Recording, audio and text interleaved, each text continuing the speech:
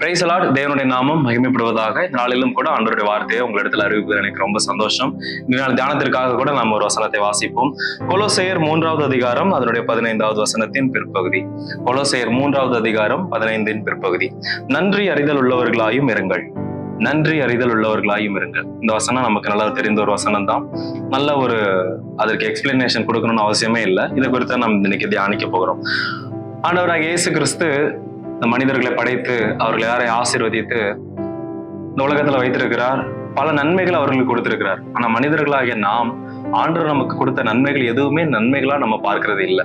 அதனாலதான் நமக்கு பல நேரங்கள்ல ஆண்டவரை குறித்து முறுமுறுப்பு வருது. நம்ம குடும்பங்களை நம்ம பார்க்கும் பொழுது உங்க பிள்ளைகளுக்கு ஒரு சில விஷயங்களை வாங்கி கொடுத்தீங்க அப்படின்னா அவங்களுக்கு அதை குறித்து அதுல இருக்கிற உங்களுடைய கடின உழைப்பு அல்லது நீங்க அதுக்கு எவ்வளவு எஃபோர்ட் போட்டிருக்கீங்க, அதற்கு எவ்வளவு தியாகம் பண்ணிருக்கீங்க அப்படிங்கிறது எதுவுமே அவங்களுக்கு தெரியாது. ஆனா நீங்க வாங்கி கொடுத்த அந்த பொருளை அவங்க பார்த்துட்டு இதுதானா அப்படின்னு அவங்க ரொம்ப அலட்சியமா இருக்கிறத நம்ம பார்க்கிறோம். அப்போ அந்த பொருளை குறித்து அந்த காரியத்தை குறித்து அவர்களுக்கு எந்த ஒரு நன்றியுமே இல்லை. அதை குறித்து எந்த ஒரு அவேர்னஸுமே இல்லை.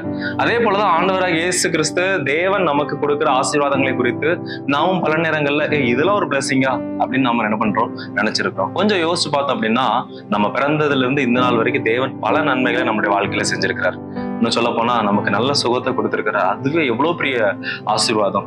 நமக்கு நம்ம உடம்புல ஒரு சின்ன ஒரு பல்வலியோ இல்ல தலைவலியோ இல்ல ஏதாவது ஒரு சிம்டம்ஸ் வந்தாலே நமக்கு ரொம்ப சஃபர் ஆகுறோம். நம்ம உடம்புல ரொம்ப பாதிக்கப்படுறோம். இப்போ ஆண்டவர் எவ்வளவு சூப்பரா நம்மளை வழிநடத்தி நமக்கு தேவையான எல்லாவற்றையும் செஞ்சு நம்ம குடும்பத்தை பாதுகாத்து நமக்கு வேண்டிய காரியங்கள் எல்லாவற்றையும் பண்றாரு. அப்ப நாம அதற்கு நன்றி அறிதல் உள்ளவர்களா இருக்கணும். ஒரு காரியத்தை சொல்லுவாங்க, நாம இன்னைக்கு அலட்சியமா நினைக்கிற சில விஷயங்கள் சிலருடைய ஜெபங்களா இருக்குது. நாம இதெல்லாம் ஒரு விஷயமா அப்படின்னு நினைக்கிற விஷயங்கள்லாம் சிலருடைய ஜெப குறிப்புகள்ல முக்கியமானதா இருக்குது. தேவன் நமக்கு கொடுத்தவைகளுக்காக நாம் நன்றி செலுத்த வேண்டியது அவசியமா இருக்கிறது.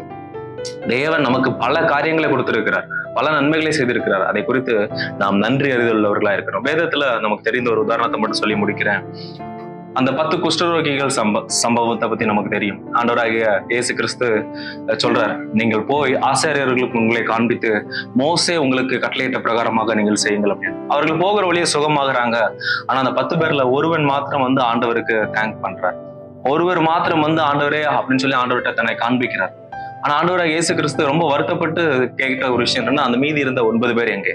அப்போ இந்த காரியத்துல இருந்து நாம கற்றுக்கொள்ள வேண்டிய விஷயம் என்னன்னா, ஆண்டவர் நன்றியை எதிர்பார்க்கிறார். நாம அவருக்கு நன்றி உள்ளவர்களா இருக்கணும். அவர் செய்த நன்மைக்கு நாம தகுதியாய் நடந்து கொள்ள வேண்டியது ரொம்ப அவசியம். இது எப்ப புரியும் அப்படின்னா, நம்ம ஒருத்தவங்களுக்கு உதவி செய்யும் பொழுது அதை அவர்கள் மறந்து உதாசீனப்படுத்தி அதை ஒரு விஷயமாவே எடுத்துக்க மாட்டாங்க.